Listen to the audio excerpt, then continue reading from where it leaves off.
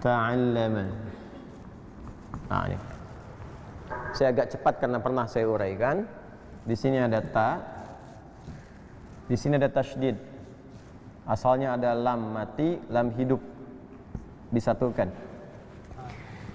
Akar katanya dari kata alima, ilmu. Ilmu itu dari bahasa Arab. Ini akar katanya gini, ain, lam, mim. Ini akar katanya. Ditambah nanti awalan ta, kemudian ditambahkan tasydid sebelum akhir untuk menunjukkan ada dua huruf yang disatukan. Ini kaidah dasar bahasa standar nih.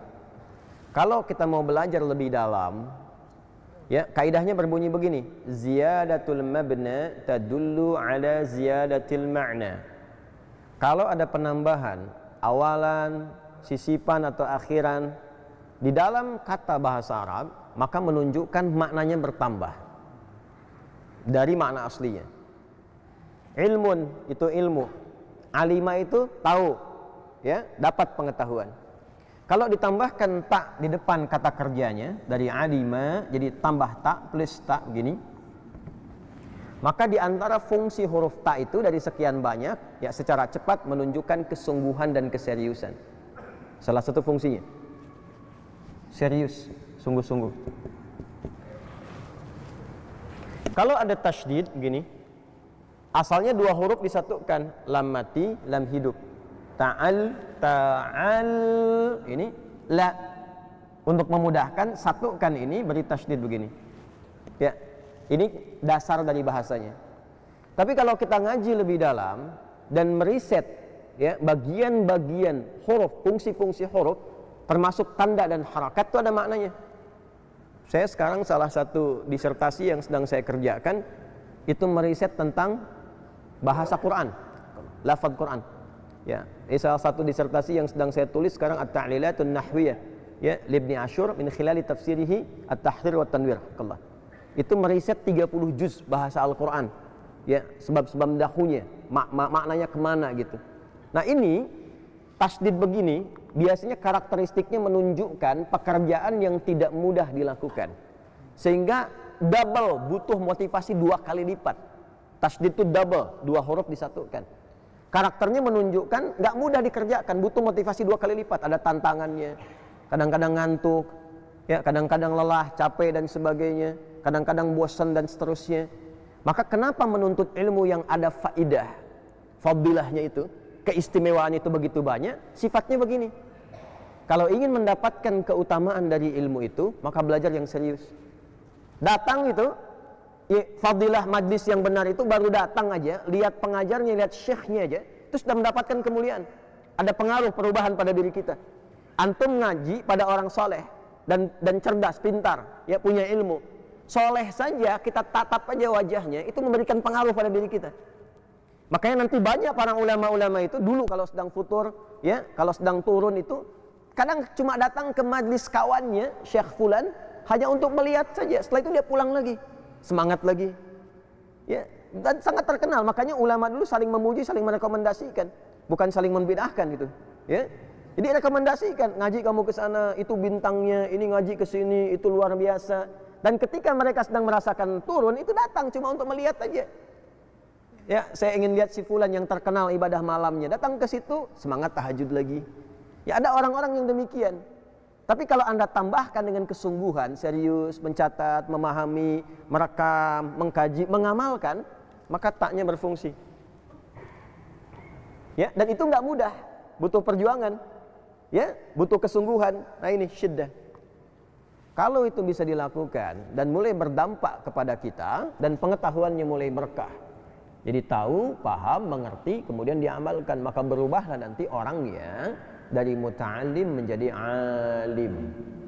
Jelas? Dari muta'allim menjadi apa? Alim. Tasdidnya udah hilang lagi, taknya hilang. Kenapa? Karena ilmunya sudah ada dalam dirinya. Ya, dari kesungguhan itu didapatkanlah ilmu itu. Maksudnya kalau pengen punya ilmu, serius belajarnya. Serius. Ya, tapi kalau hanya sekedar dengar, masuk kanan misalnya, nahan sebentar, baru keluar kiri. Jangan masuk kanan langsung keluar kiri gitu kan. Masuk kanan, tahan sebentar, keluar kiri. Masih ada yang masuk, dapat pahala. Ya, dapat keutamaan, tapi tidak mengangkat dan merubah status kita menjadi alim. nggak jadi alim nanti. Ya, cuma tetap menjadi bagian muta'alim dalam berproses. Ya, berproses. Fadilahnya ada, keutamaannya ada. Minimal tahu, oh iya Ustaz Adi pernah nyampaikan ini, pakai gitu kan. Lalu diamalkan. Nanti dari alim nanti menjadi amil, pengamal. Pengamal. Makanya nanti hurufnya sama, cuma susunannya berbeda. Kalau alim mim lam. Ya. Nah, itu menariknya di bahasa Arab itu begitu. Ya, menariknya begitu. Nanti yang alim itu yang tadi ilmunya sudah masuk, sudah ada dalam dirinya, dan dia nanti mengajarkan kembali dalam kehidupan. Jadilah alim. Jamaknya disebut ulama. Makanya ulama pintar-pintar kan? Karena belajarnya serius. Ya, puluhan tahun tuh, Masya Allah. Dari kecil udah belajar Quran, pesantren, berangkat, ya kadang keluar cari pesantren lain, cari syekh lain, guru lain. Makanya menjadi alim. Alim, jamaknya disebut dengan ulama. Apa keutamaan ulama? Ya, Ustadz saya bukan ulama, tapi kan anak Anda bisa jadi ulama. Cucu Anda doakan jadi ulama. Ya, dulu ada seorang alim juga, saleh, namanya Asy-Syafi'i. Berdoa beliau. Berdoa minta ya, kemudian juga menempuh satu usaha ikhtiar supaya di antara keturunannya ada orang-orang yang saleh, yang alim, yang lebih baik daripada beliau. Ternyata nurunnya ke keturunan 2-3 generasi setelahnya, yang cucunya, ya bukan ke anaknya langsung. Nanti punya keturunan, punya anak namanya Muhammad, ya punya Idris namanya, Idris, dari Idris punya anak namanya Muhammad bin Idris, ya, dan itu pintarnya luar biasa.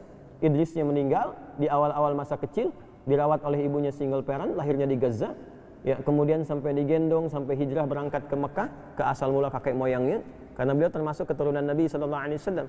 Kemudian belajar di halaqah para ulama, ya ibunya mengantarkan dan seterusnya, maka jadi bintang di zamannya dan dinisbatkan kepada kakeknya yang soleh itu, ya Muhammad bin Idris Asy-Syafi'i.